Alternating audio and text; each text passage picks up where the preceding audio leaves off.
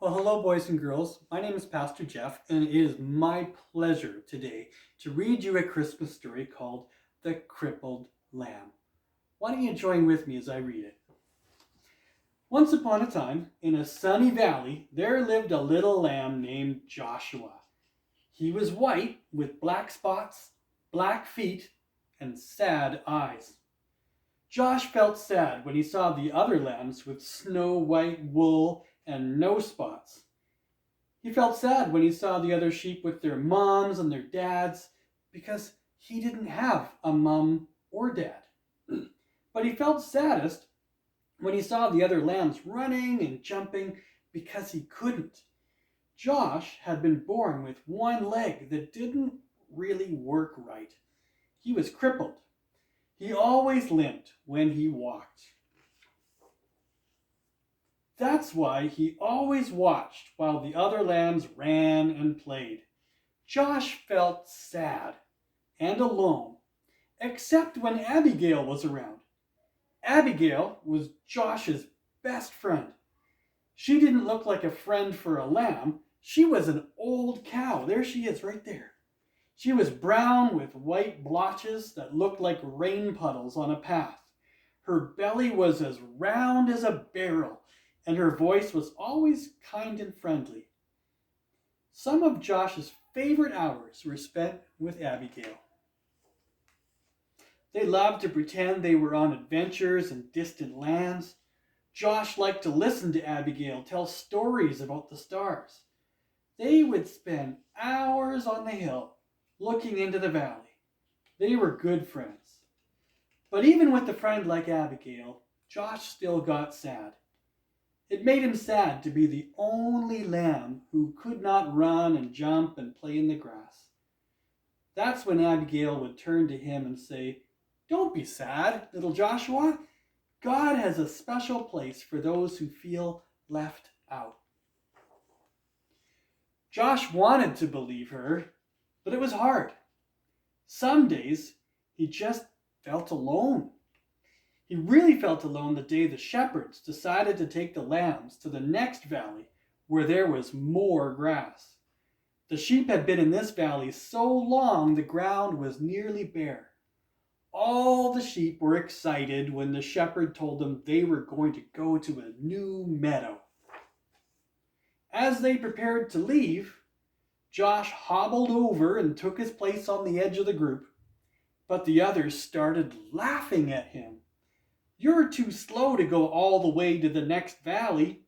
Go back, slowpoke. We'll never get there if we have to wait on you. Go back, Joshua."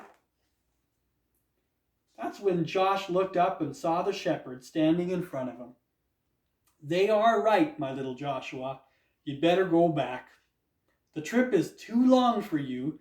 Go and spend the night in the stable." Josh looked at the man for a long time.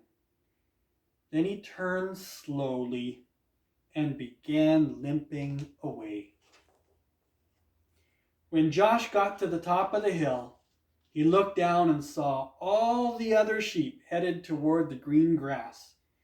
Never before had he felt so left out. A big tear slipped out of his eye, rolled down his nose, and fell on a rock. Just then he heard Abigail behind him, and Abigail said what she always said when Josh felt sad. "Don't be sad, little Joshua. God has a special place for those who feel left out." Slowly, the two friends turned and walked to the stable together. By the time they got to the little barn, the sun was setting like a big orange ball. Josh and Abigail went inside and began to eat some hay out of the feed box. They were very hungry, and the hay tasted good. For a little while, Joshua forgot that he had been left behind. "Go to sleep, little friend," Abigail said after they finished eating. "You've had a hard day." Josh was tired, so he lay down in the corner on some straw and closed his eyes. He felt Abigail lie down beside him, and he was glad to have Abigail as a friend. Soon, Josh was asleep.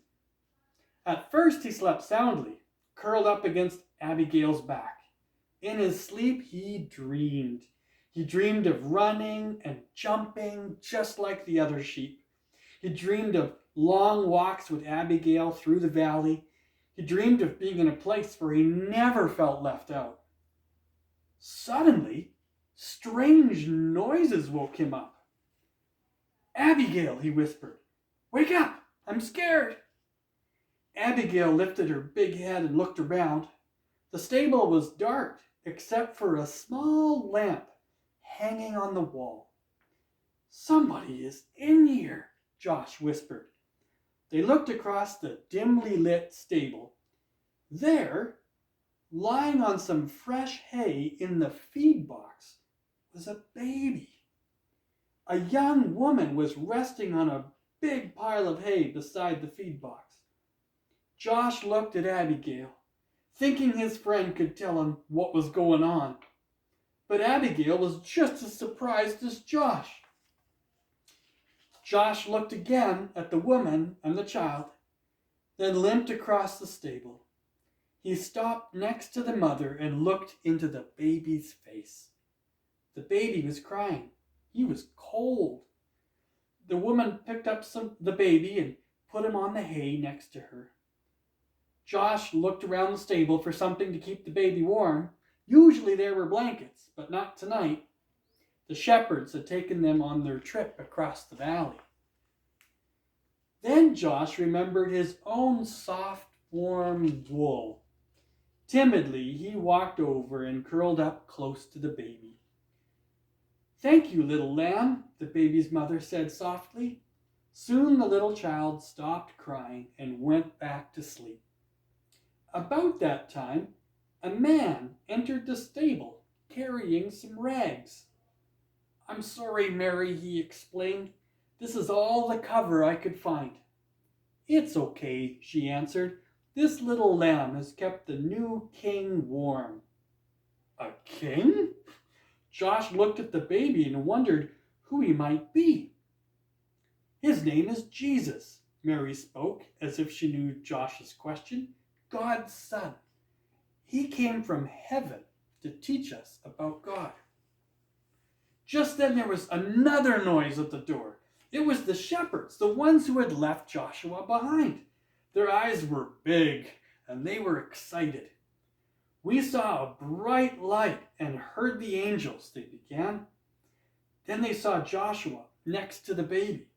"Joshua, do you know who this baby is?" "He does now." It was the young mother who was speaking. She looked at Joshua and smiled. "God has heard your prayers, little lamb. This little baby is the answer." Josh looked down at the baby. Somehow, he knew this was a special child, and this was a special moment. He also understood why he had been born with a crippled leg. Had he been like the other sheep, he would have been in the valley.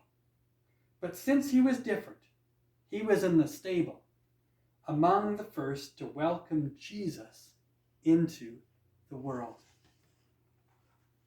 He turned and walked back to Abigail and took his place beside his friend. "You were right," he told her.